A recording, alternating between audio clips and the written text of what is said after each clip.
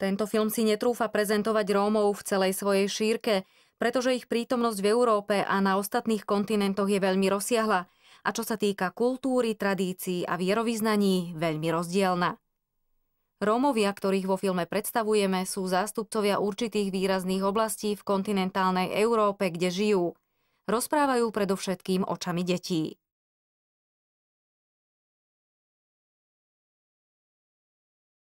Výchova. Vita Victis.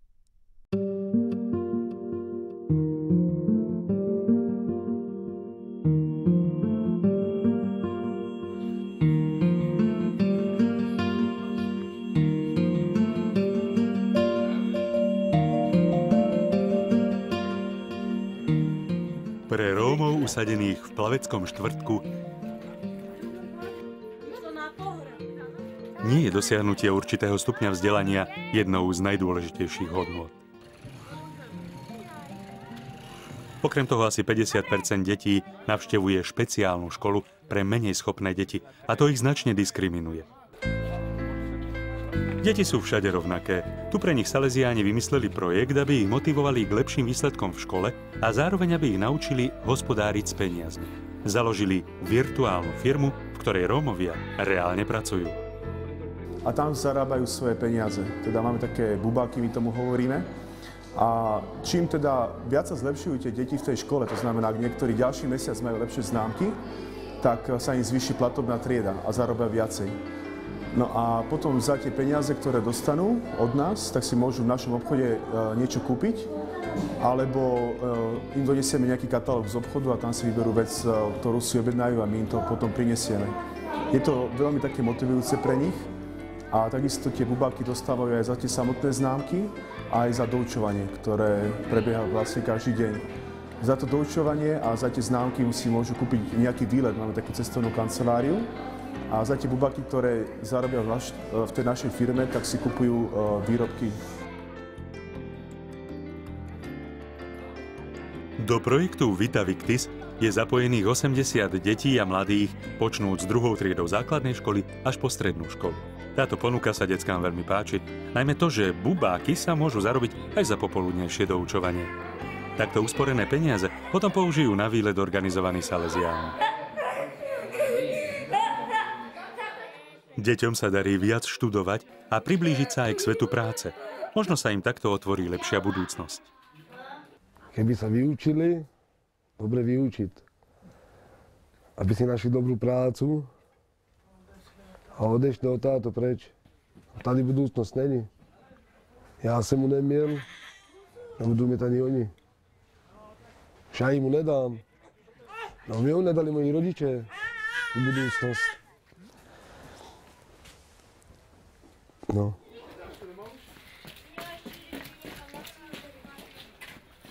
Dedinka Plavecký štvrtok sa nachádza v Bratislavskom kraji v okrese Malacky. Má asi 2500 obyvateľov a staré korene. V obci žije približne 100 Rómov. Ďalších 500 žije v osade hneď vedľa obce. V osade, ktorá bola často svedkom policajných návštev, kritizovaných miestnymi organizáciami na ochranu ľudských práv, chýbajú základné služby. Väčšina obyvateľov je pripojená na elektrickú sieť ilegálne. Mám 48 rokov. Problémy máme s tým, s tú kanalizáciu hlavne, s druhým ničím a s drevem. To sú dva problémy a tady ve štvrtku a druhé nič. Niekedy sú zlí, nejsme všetci stejnakí. Aj u vás sú takí, aj u nás sú takí. Všade sa nájdú ľudia, aj dobrí, aj zlí. No. Životné podmienky v rómskej kolónii sú mizerné a spoločenský úpadok otvára dvere rasizmu. Čo sme si tady vytrpeli, bylo tu jeden starosta, nespravil žiaden porádek. Ne? Byl tu druhý starosta, každý len slubuje a nič. Predtým sme tu mieli kontajnere, ktoré vyvážali. Potom je tu problém nezamestnanosti. Medzi Rómami je navyše veľmi vysoká, a to kvôli predsudkom a rozšírenému názoru o ich slabej vytrvalosti a pracovnom úsilí. Tým, že opustili svoje tradičné remeslá, sú odkázaní na sezónne verejnoprospešné práce, ktoré im obec ponúka. No, chodíme po Bratislave, zájsť prácu, máme také vizitky porobené, firma, Horvát, pýtame si práce, robíme manuálne práce. Nebereme skrátka. Tu jej podporím o 4 000, ale musíme s tým nejak žiť, jak sa dá. Máme tady dobrú obchodníčku, ktorá nám dá na dosť. Problémy však Rómom vôbec nebránia mať mnohopočetné rodiny. Sčasti preto, že počas komunistickej éry boli takéto rodiny štedrejšie dotované štátom, ale aj preto, že Rómovia považujú plodnosť a deti za Boží dar. Toto bieli nepochopia. A niekoho Boh obdaril, niekoho ne. Ja som mala len 4. No a dcera má 9. Syn má 5, ten má 4, takže Boh nás tým obdaril len. V živote našu otázku nevyriešia. Ne. Teraz kúkal ten seriál. Áno. Tam... Lebo ja vlastne tam študujem. Tak ale ja tam ekonomika, keď vidím vás, jak si tu žijete, tak vo vzťahu... V Plaveckom štvrtku je väčšina veriacich rímskokatolíkov. Sú síce pokrstení, ale svoju vieru nežijú aktívne. V tej našej katolíckej cirkvi môžem povedať, že máme dobrého farára tady, čo nám chodí každú sobotu a štvrtek. Mám nedzeľu a štvrtek, mám žembera.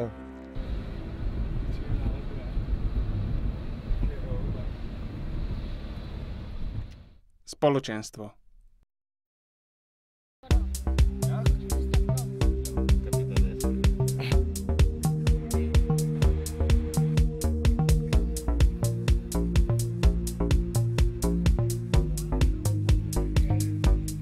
Luník 9 v Košiciach je najväčšia rómska periféria v strednej Európe.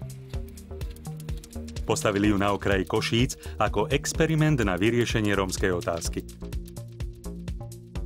Podľa projektu tu mali bývať predovšetkým Rómovia, zložky polície a ozbrojené sily.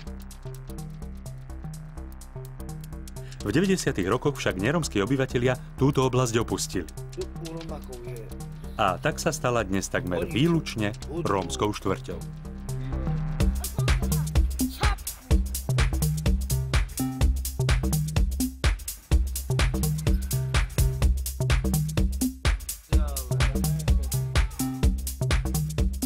Sme tu. Žijeme na rómskom sídlisku od 1. júla 2008. Rómske sídlisko, kde je viac ako 7 000 Rómov na necelom kilometrom štvorcovom. Sme tu v paneláku. Pozval nás tu otec biskup, miestny biskup, aby sme tu pokračovali v rómskej misii. Aby tu sa mohlo ponúkať stretnutie s Bohom. Prečo sme tu prišli? Prečo sme Salesiani Dombovska na Salesianskej provincii prijali toto pozvanie? Vnímame, že Rómovia sú tí, ku ktorým sme poslaní. Prvé 3 mesiace strávili upratovaním a rekonštrukčnými prácami, aby byt na 6. poschodí v tomto paneláku bol obývateľný. Bolo treba vymaľovať, utesniť strechu, aby nepretekala, izolovať steny, opraviť rozvody elektriny. Mnohé pracovité ruky žien a mužov zaobstarali bielizeň, nábytok, aby susedom ukázali, ako majú radi Salesiánov. Tak na Slovensku je ešte okolo 600 rómskych osad. My Salesiáni sme prítomní vo 4 osadách. Ako sú aj iné spoločenstva prítomné, ale naozaj je taká minimálna prítomnosť medzi tými rómskymi cirkvi alebo zastúpenie cirkvi v týchto osadách.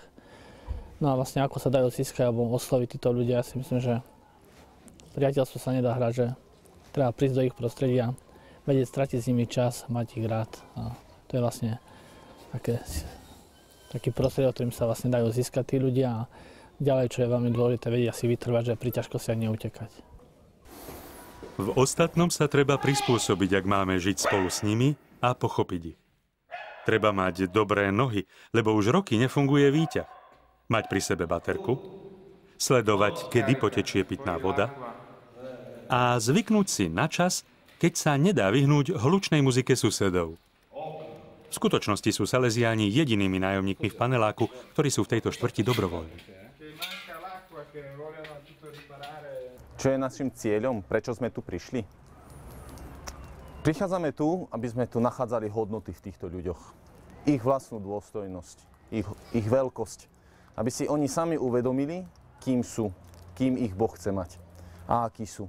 A toto dobro, ktoré je v nich, aby začali používať. Aby to začali žiť, aby to dávali svojmu okoliu. Aby spoločnosť, v ktorej žijú, si pretvárali oni sami. A tu prichádzame k tej zmene mentality. Zmene mentality tohto etnika.